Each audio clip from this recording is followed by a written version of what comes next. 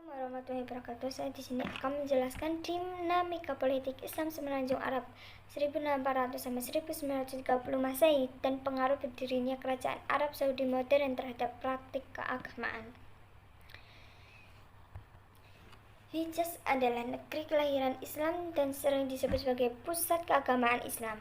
Dua kota suci umat Islam yang sangat terkenal dan bersejarah yaitu Mekah dan Madinah juga terletak di sana. Mereka sendiri adalah kota kelahiran Nabi Muhammad dan kota Nabi pertama kali menerima wahyu dan mendakwahkan ajaran-ajaran agama Islam. Di kota ini terletak Ka'bah, kiblat salat umat Islam. Di kota ini pula umat Islam datang setiap tahun untuk menunaikan ibadah haji rukun Islam yang kelima. Mayoritas para haji sebelum atau sudah menunaikan ibadah haji hampir dapat dipastikan akan mengunjungi kota Madinah dan Mekah. Karena tujuannya adalah ziarah, karena di sana di Madinah tempat terdapat makam Nabi Muhammad dan tempat-tempat bersejarah dan berkembang awal Islam. Madinah adalah kota tempat negara Islam pertama berdiri dan dari sanalah perluasan Islam bermula. Sejak berdirinya negara Islam hingga berakhirnya pemerintahan Khulafa ar-Rasyidun, kota Mekah dan Madinah menjadi pusat politik dan rohani Islam sekaligus. Setelah berpindahnya kekuasaan politik dari Al-Khulafa ar-Rasyidun ke tangan Bani Umayyah, negeri ini tidak pernah lagi menjadi pusat kekuasaan politik Islam. Semenjak itu, Hijaz secara berangsur-angsur tenggelam dan tidak memainkan peran signifikan lagi dalam sejarah. Bersamaan dengan penaklukan yang dilakukan oleh kaum muslim awal, bahwa penduduk Jazirah Arab, terutama Hijaz, melakukan imigrasi dan menetap di daerah-daerah yang baru ditaklukkan.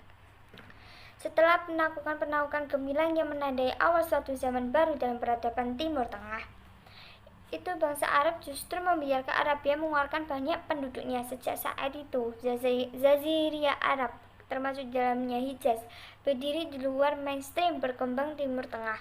Bahkan setelah kejayaan dinasti Abbasiyah runtuh, kekuasaan politik bangsa Arab membawa kebangkitan Islam pertama itu dengan cepat merosot dan nampak terlupakan hampir seluruh wilayah Arab. Sejak itu, berada di bawah kekuasaan politik non-Arab.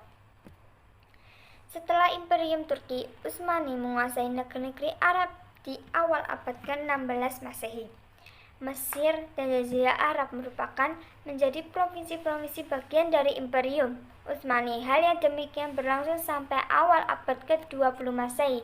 Namun di beberapa wilayah pinggiran kekuatan politik bangsa Arab masih bertahan, tetapi hanya dalam batas-batas wilayah yang sempit, bahkan di antaranya hanya dalam bentuk keamiran. Hijaz sendiri semenjak munculnya dinasti-dinasti kecil dalam sejarah Islam hampir selalu berada di bawah pengaruh politik dinasti yang berkuasa di Mesir. Ketika Imperium Turki Utsmani menguasai negeri-negeri Arab, Mesir menjadi salah satu provinsinya. Ketika itu penguasa Hijaz merasa bahwa Turki Utsmani adalah pewaris kepemimpinan Islam dan dipandang sebagai penjaga agama dan pengibar bendera jihad melawan orang kafir.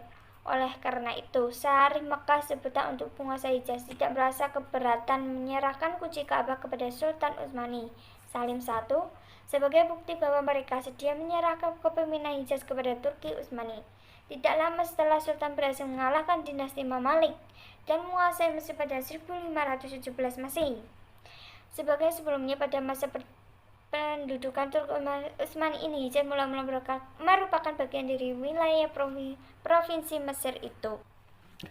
Pada masa-masa tersebut di Jazirah Arab terjalin relasi yang cukup mesra antara penguasa Mekah dengan Istanbul, Turki, yang akhirnya menjadi rusak dengan bangkitnya gerakan keagamaan di Semenanjung Arab yang didirikan oleh Muhammad bin Abdul Al-Wahhab. Gerakan ini dikenal dengan gerakan Wahabi karena gerakan ini selanjutnya memiliki pengaruh yang sangat besar terhadap peranata sosial Islam di Indonesia, khususnya pada akhir zaman penjajahan Belanda. Ketika mencapai kekuatan politik dan militer, gerakan ini secara sistematis menghancurkan segala sesuatu yang dipandang penyebab berkembangnya ajaran bid'ah dalam Islam. Ibnu Abdul Al-Wahhab dilindungi oleh penguasa Muhammad bin Saud yang berkedudukan di Riyadh. Antusiasme ide purifikasi menjadi kekuatan yang menentukan di balik ekspansi politik warga Saudi di akhir abad ke-18 Masehi. Seluruh Najd sudah dapat mereka duduki, bahkan Irak sudah pula mereka serang. Kota-kota suci Hijaz mereka kuasai dan mereka bersihkan dari praktek-praktek yang dipandang bertentangan dengan paham yang mereka anut. Sejak bangkitnya gerakan Wahabi yang bersekutu dengan keluarga Saudi itu, Jazirah Arab, terutama daerah Hijaz, menjadi ajang perebutan pengaruh yang melibatkan banyak pihak. Secara alamiah, penguasa Turki Utsmani yang terdorong untuk melakukan suatu reaksi dan Sultan memerintahkan Gubernur Mesir Muhammad Ali Pasha untuk menghadapi orang-orang Wahabi. Pada tahun 1818, Muhammad Ibrahim Pasha, putra dari Muhammad Ali Pasha, berhasil menaklukkan Riyadh, pusat gerakan Wahabi ketika itu, dan juga menduduki Hijaz. Orang-orang Turki kemudian didatangkan ke Hijaz untuk mengamankan kepentingan politik kerajaan Turki Utsmani di sana. Sementara di Najd, Turki Utsmani mendukung penguasa lokal keluarga Rasyidiyah yang menjadi musuh orang-orang Turki. Kemudian didatangkan ke Hijaz untuk mengamankan kepentingan politik kerajaan Turki Utsmani di sana. Sementara di Najd, Turki Utsmani mendukung penguasa lokal keluarga Rasyidiyah yang menjadi musuh warga Saudi. Namun justru setelah itu, Muhammad Ali Pasha, Gubernur Mesir, merasa besar dan siap bersaing melawan Sultan Turki Utsmani di Istanbul. Pada saat Perang Dunia I mulai berkobar, banyak pemimpin Arab mulai ragu-ragu terhadap masa depan negerinya bila tetap berada di bawah kontrol Turki Utsmani. Mengetahui hal itu, pada tahun 1916 Masehi, seorang komisaris tinggi Inggris yang berkedudukan di Kairo, Mesir, berhasil membujuk Syarif Merkah, kepala keluarga Arab yang menguasai kota-kota suci sebagai wakil sultan, untuk bersekutu dengan Inggris yang menjanjikan kemerdekaan Arab dalam melawan orang-orang Turki Utsmani di Hijaz. Syarif Merkah yang kemudian dikenal dengan Raja Hussein ini menyambut ajakan itu dan bertekad untuk mewujudkan negara Arab bersatu di Asia dengan Makkah sebagai pusatnya. Dia kemudian mengirim anaknya yang bernama Faisal untuk menjadi penguasa ke Suriah pada tahun 1918 Masehi dan berhasil mendirikan pemerintahnya di Damaskus, sementara anaknya yang lain, Abdullah, juga dikirim ke Irak. Akan tetapi setelah wilayah Arab di Asia dibagi-bagi kepada Inggris, Irak, dan Palestina, dan Perancis, Suriah, dan Lebanon, pada tahun 1920 Masehi, cita-cita negara Arab bersatu itu mulai mengendur. Kalau sebelumnya Raja Hussein dipandang sebagai Raja Arab, setelah itu dia hanya diakui sebagai penguasa Hijaz. Ambisi Raja Hussein itu betul-betul sirna setelah Abdul Aziz bin Saud, pemimpin gerakan Wahabi Asal pada tahun 1924 Masehi, mengadakan serangan serius terhadap Hijaz. Serangan itu mengakhiri kekuasaan Raja Hussein di sana, dan dia sendiri akhirnya melarikan diri ke Amman, Yordania. Abdul Aziz bin Saud kemudian menobatkan diri sebagai Raja Hijaz dan Najd, raja yang sungguh-sungguh menguasai sebagian besar Jazirah Arab. Inilah tonggak awal kemunculan negara Arab Saudi modern yang masih tetap eksis sampai saat ini. Dengan demikian, pergolakan politik di Jazirah Arab, termasuk Hijaz, di samping merupakan perebutan kekuasaan, juga dikatakan sebagai gambaran pesan antara paham keagamaan lama dengan keagamaan baru. Ulama dan lembaga-lembaga keagamaan lama tidak bersedia menanggung resiko kehilangan pengaruh bila dinasti Saudi memperoleh kemenangan. Dalam perebutan kekuasaan itu, akhirnya dinasti Saudi yang menganut paham Wahabi memang memperoleh kemenangan dan bahkan menetapkan paham itu sebagai paham negara. Kemenangan politik dinasti Saud ini adalah juga hasil dari keberhasilan gerakan dakwahnya. Oleh karena itu, bukan tidak mungkin perubahan sosial keagamaan sudah terjadi sebelum atau menjelang kemenangan politiknya tersebut. Kemungkinan hal itu didukung oleh kenyataan bahwa Hijaz Ibnu Sa'ud berhasil menduduki kota-kota suci Islam di Hijaz dengan mengalahkan Raja Hussein. Ia langsung menjadi pemimpin yang sangat dihormati di Jazirah Arab, bahkan di seluruh dunia Arab.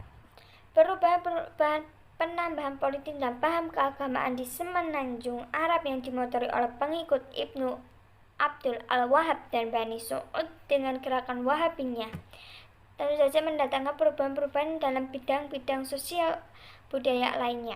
Apalagi awal abad ke-19 Masehi merupakan masa ketika gerakan pembaruan dalam Islam baru mulai bangkit. Gerakan pembaruan dalam Islam itu tentu saja juga membawa dampak tertentu pada kehidupan sosial keagamaan Islam di Hijaz.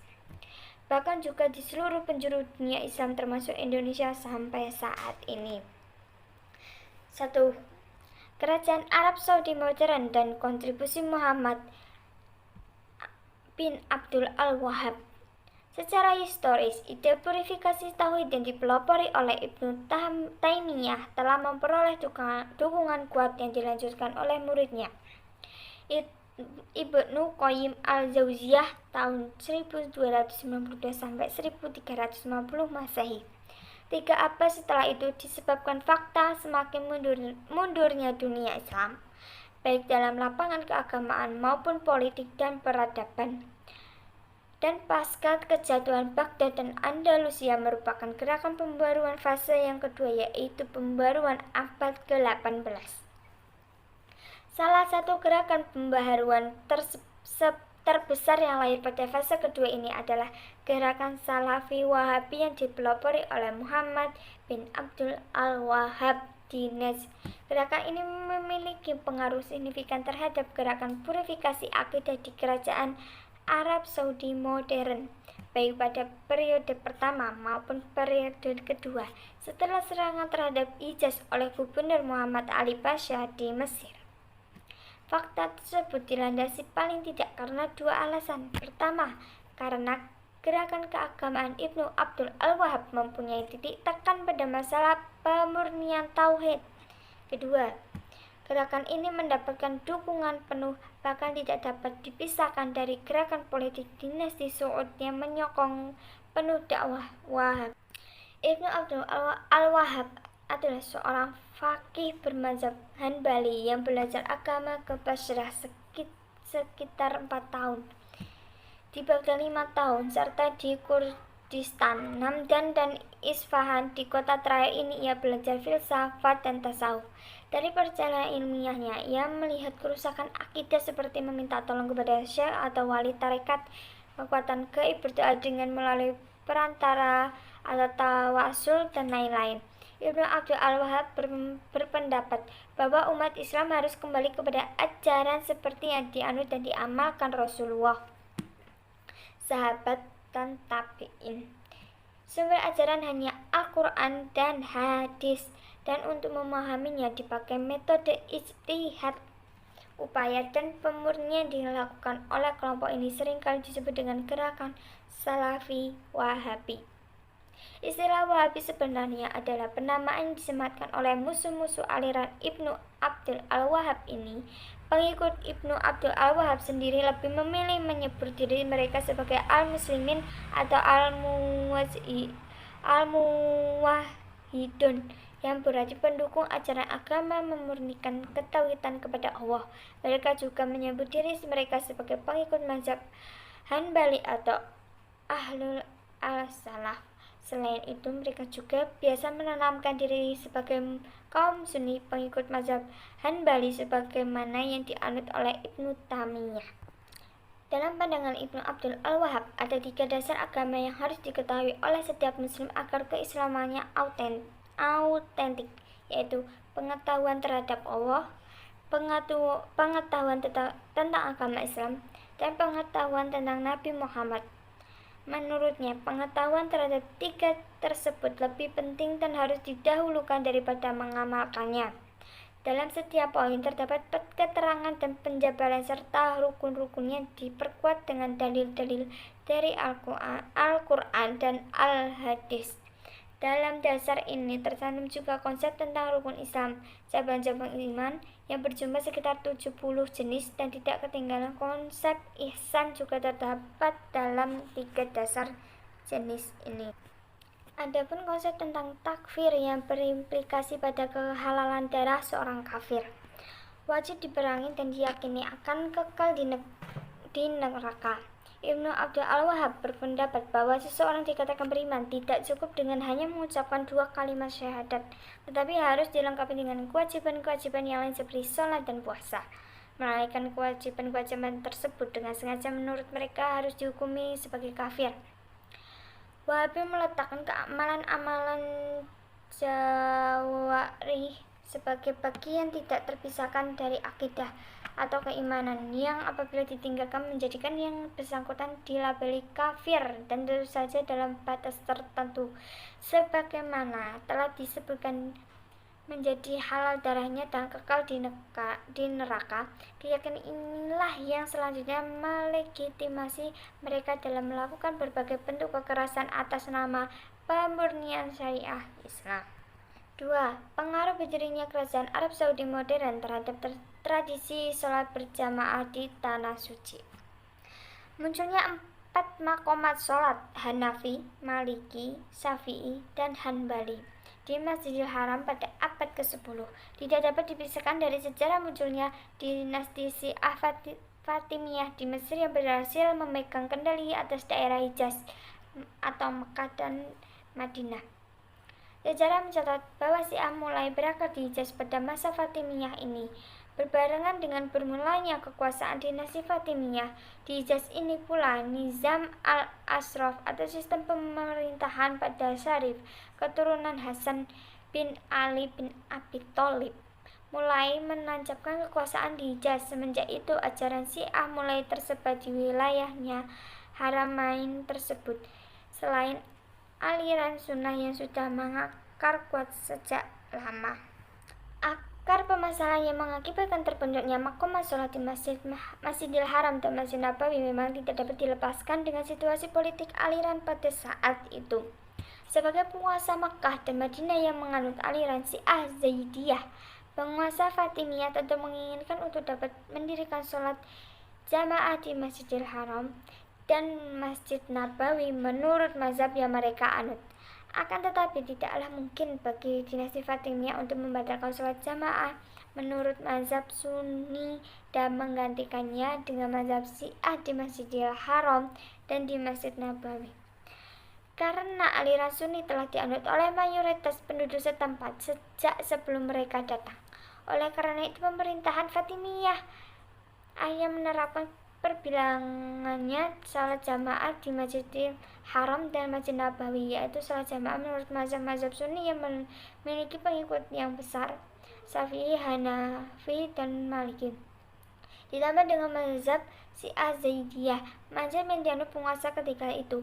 Inilah awal mula sejarah terbentuknya makomah sholat di Al-Haramain. Setelah pengaruh Syiah mulai memudar, mihrab mereka akhirnya dihapuskan digantikan dengan mihrab mazhab Hanbali. Sedangkan mihrab 3 mazhab Sunni lainnya yaitu Syafi'i, Hanafi, dan Maliki tetap dipertahankan. Ketika dinasti Saud I berhasil menganeksi Hijaz, tepatnya pada tahun 1803 Masehi, yaitu ketika dinasti Saud untuk pertama kalinya berhasil menguasai kota Mekah. Saud bin Abdul Al-Aziz dengan tegas mengeluarkan perintah untuk menghapus tradisi berbilangnya sholat bersama yang sudah berlangsung selama berabad-abad itu. Dia menganjurkan agar di Masjidil Haram yang dilakukan 1 kali sholat berjamaah dengan 1 imam saja untuk setiap waktu. Sholat subuh dipimpin oleh imam mazhab Syafi'i, zuhur oleh mazhab Maliki, dan seterusnya. Adapun sholat Jumat dinamai dengan mufti Mekah Abdul Malik Al-Qol'i Al-Hanafi, qadhi yang ditetapkan dari Istanbul. Menanggapi kebijakan penguasa dari baru dinasti Saud tersebut, para ulama nampaknya tidak keberatan dengan hanya diselenggarakan 1 sholat jamaah di Masjidil Haram. Bahkan sebenarnya kritik terhadap berbilangnya sholat bersama di Masjidil Haram itu sudah banyak dilontarkan ulama dari beberapa negeri muslim lainnya. Apalagi pada abad ke-18, banyak ulama terkemuka Hijaz yang menekankan rekonsiliasi di antara keempat mazhab fikih. Artinya meskipun tetap mempertahankan kepatuhan pada satu mazhab tertentu, pada saat yang bersamaan mereka harus mengampanyekan toleransi terhadap pendapat-pendapat mazhab lain yang bisa jadi berbeda atau malah mungkin bertentangan. Ketika Ali Pasha berhasil mengambil alih kekuasaan dinasti Saud pada awal abad 19, kembali terjadi perubahan dalam tradisi sholat berjamaah. Sholat berjamaah yang terbilang di Masjidil Haram dan Masjid Nabawi. kembali muncul setelah sebelumnya sempat dihapuskan oleh dinasti Saud. Hanya saja saat itu umat Islam lebih sadar bahwa ajaran syariah Islam sebenarnya diperkenankan kaum muslimin menunaikan sholat berjamaah di belakang seorang imam yang berbeda mazhab dengannya. Kalau kemudian di Masjidil Haram kembali dilaksanakan sholat berjamaah menurut 4 mazhab Sunni, hal tersebut bukanlah karena latar belakang perbedaan mazhab dalam syariah Islam, namun lebih karena menurut mereka bahwa kota Makkah dan Madinah adalah kota suci milik seluruh umat Islam. Maka bukan hanya milik penduduknya, bukan pula milik dinasti tertentu di sana, sehingga keberadaan mazhab-mazhab tersebut tidak mungkin diabaikan. Pada awal abad ke-20 ketika Ibnu Sa'ud dapat kembali menguasai wilayah Hijaz dan memproklamirkan diri sebagai imam atau pemimpin orang-orang Wahabi, sekaligus menghidupkan kembali kerajaan Saudi yang dulu sempat menguasai Hijaz.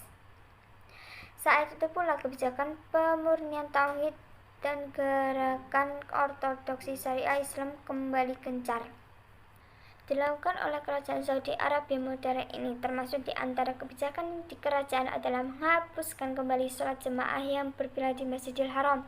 Tidak dapat dipungkiri bahwa berdirinya kerajaan Arab Saudi modern memiliki pengaruh besar terhadap tradisi keagamaan di Hijaz. Hal ini karena kerajaan turut aktif dalam mengontrol akidah dan perilaku keberagamaan seluruh penduduknya secara ketat. Selanjutnya, kerajaan mengangkat imam-imam masjid yang beraliran Wahabi, sekaligus menjadikan aliran tersebut sebagai mazhab resmi kerajaan. Seluruh kegiatan dakwah dan keagamaan juga diatur oleh kerajaan di bawah badan tertentu yang ditunjuk raja untuk mengatur kegiatan keberagamaan penduduknya. Badan resmi negara tersebut memiliki hak mutlak dan memberikan lisensi kepada para imam sholat di Masjidil Haram dan Masjid Nabawi, sekaligus mengangkat dan memberhentikan mereka. Selain itu, kerajaan juga mengontrol secara ketat materi-materi khotbah salat Jumat di Haramain dan masjid-masjid lain di Arab Saudi agar sesuai dengan ajaran Wahabi serta tidak membahayakan kepentingan politik penguasa. 2. Pengaruh politik Hijaz terhadap perkembangan lembaga pendidikan Islam. Sebagaimana yang telah dijelaskan, bahwa sebelum berdirinya sekolah-sekolah modern, lembaga pendidikan di Hijaz terdiri atas 2 jenjang, yaitu Al-Ta'lim Al-Awali atau lembaga pendidikan dasar dan Al-Ta'lim Al-Ali, lembaga pendidikan tinggi. Al-Ta'lim Al-Awali adalah proses belajar mengajar yang berlangsung di kutab. Kutab sendiri adalah tempat proses belajar mengajar yang biasa berlangsung di masjid-masjid atau di rumah seseorang yang dianggap lebih terpelajar untuk kemudian mereka mengajarkan ilmunya dengan harapan mendapat pahala dari Allah dan sedikit imbalan berupa harta benda dari para dermawan yang memiliki perhatian dalam perkembangan pendidikan Islam di Hijaz. Sedangkan Al-Ta'lim Al-Ali, lembaga pendidikan tinggi, adalah proses belajar mengajar bagi orang yang ingin melanjutkan studinya setelah menamatkan proses belajar mengajar di kutab. Al-Ta'lim Al-Ali ini biasanya berlangsung di Masjidil Haram dan Masjid Nabawi di kota Madinah yang dapat dipandang sebagai perguruan tinggi dalam tingkat pendidikannya, serta dengan dimiliki oleh Universitas Al-Azhar Mesir. Di beberapa halaqah ilmiah Masjidil Haram dan Masjid Nabawi diberikan pelajaran yang lebih tinggi, yaitu ilmu-ilmu keagamaan Islam, bahasa Arab, tarikh atau sejarah, tarajim atau biografi tokoh-tokoh, riyadiyat atau matematika atau ilmu hitung, al-mantiq atau logika, dan al-faraid atau ilmu faris. Karena banyaknya jumlah halaqah ketika itu, yang pengajarannya terus berlangsung dari setelah salat subuh hingga selepas isya, maka para penuntut ilmu diberi kebebasan untuk memilih halaqah ilmiah yang diminatinya sesuai dengan ilmu pengetahuan yang ingin diperdalamnya. Pengajaran yang berlangsung di 2 masjid suci tersebut memang banyak diyakini memiliki kualitas dan kurikulum yang setara dengan terdapat di Universitas Al-Azhar di Mesir. Kondisi pendidikan Hijaz masa dinasti Saud 1. Pada masa dinasti Su'ud I, proses belajar mengajar di halaqah ilmiah di Masjidil Haram dan Masjid Nabawi terus berlangsung namun berada di bawah kendali penuh negara melalui Syekh Al-Ahram. Sebagai halaqah fikih tetap berlangsung seperti sebelumnya. Pengajaran 4 mazhab fikih Sunni hanya saja sesuai dengan ajaran yang dianutnya. Penguasa fikih Sunni hanya saja sesuai dengan ajaran yang dianutnya. Penguasa dinasti Su'ud I memerintah agar kitab Kashf As-Subhat, yaitu sebuah kitab yang ditulis oleh dan berisi ajaran-ajaran Ibnu Abdul Al-Wahhab, dihadiri oleh para ulama dan penduduk. Namun kemudian halaqah itu kembali seperti sebelumnya setelah dinasti Su'ud I berakhir di Hijaz akibat dari serangan Ali Pasha. Di sisi lain, pengajaran tasawuf nampak mengalami sedikit perubahan karena tarekat ortodoksi yang semakin kuat. Pada paruh kedua abad ke-19 Masehi, yaitu setelah dinasti Su'ud I dapat ditaklukkan oleh Ali Pasha, Hijaz menjadi saksi munculnya lembaga pendidikan modern. Masuknya lembaga pendidikan di Hijaz didahului oleh sekolah-sekolah modern Turki, akan tetapi karena masa masuknya itu sejalan dengan perkembangan gagasan nasionalisme Turki, sekolah-sekolah modern yang didirikan pemerintah di Hijaz tidak mengalami perkembangan pesat. Karena bahasa pengantar yang digunakan di sana adalah bahasa Turki, sehingga penduduk kurang mendukung dan berpartisipasi. B. Kondisi pendidikan Hijaz pada awal berdirinya Kerajaan Arab Saudi modern. Pada awal abad ke-20, ketika Ibnu Saud dapat kembali menguasai wilayah Hijaz sekaligus mendirikan Kerajaan Arab Saudi modern, hal pertama yang Ibnu Saud prioritaskan adalah menciptakan keamanan umum di Jazirah Arab, yang dengan sangat baik dapat menyelesaikan persoalan-persoalan keamanan negerinya dengan hukuman-hukuman tertentu yang keras. Bahkan dapat dikatakan Ibnu Saud sama sekali tidak memperlihatkan pandangan luas dan kepemimpinannya yang mengesankan sebagaimana yang diharapkan. Dalam pendidikan, Ibnu Saud mulai mengirimkan beberapa pemudanya ke luar negeri untuk belajar dalam bidang ilmu kedokteran dan telegrafi, tetapi ia tidak menyediakan lembaga pendidikan modern bagi warganya secara umum. Pada mayoritas penduduk Arab Saudi ketika itu banyak sekali yang masih buta aksara. Di Hijaz kala itu memang kondisi pendidikan para penduduk sangat memprihatinkan. Para penuntut ilmu di Masjidil Haram dan Masjid Nabawi didominasi oleh penduduk di luar Hijaz dan para muzawirin. C. Relasi antara syariah dan tasawuf. Pada akhir abad ke-18, kehidupan tarekat di Hijaz berjalan di antara dua persimpangan jalan, yaitu antara yang cenderung kepada ortodoksi sebagai pengaruh dari ajaran Ibnu Taimiyah maupun yang cenderung kepada tasawuf populer.